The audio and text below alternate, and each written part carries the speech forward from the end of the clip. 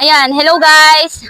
Ayan, today is Wednesday. Ito po yung pabook natin from Barangay Parada, Marede, Kasagan, Santa Clara, and of course, Kapanmikyan, Visitacion, and San Vicente.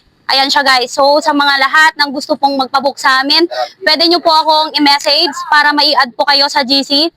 Para updated po kayo sa mga schedule namin ng booking. Ayan.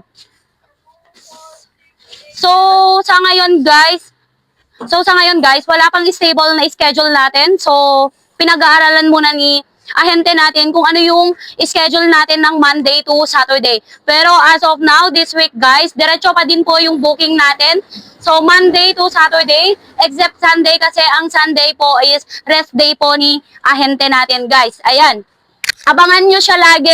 Kasi iniikutan niya naman dito around Santa Ana, San Vito, Kasambalangan guys. So eto siya guys. Kompleto po yung stock namin. Mas maganda kasi pag booking kasi makukumpleto po lahat ng kailangan nyo sa store nyo. So hindi po kami nagdadala ng excess. So kung ano lang po yung booking na ahente natin, yun lang po ang drop po namin.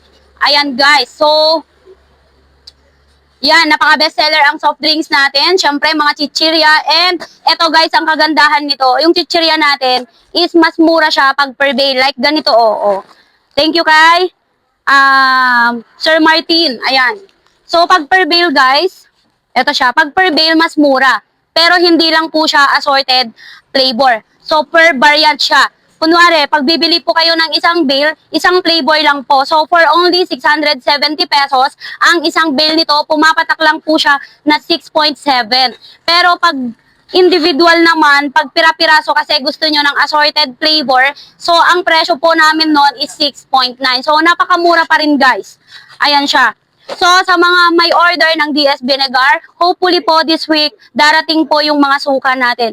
And wag po kayong mag-alala dahil ang DS Vinegar po natin is napakamura po kasi nakadirect tayo sa factory ng suka natin.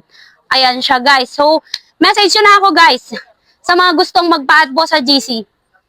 Lalo na po sa mga may sari-sari store dyan. Ayan. So, dito na po natin ikakarga yung mga order nyo guys. Maraming salamat. So, may mga umalis man pero may magandang dumating.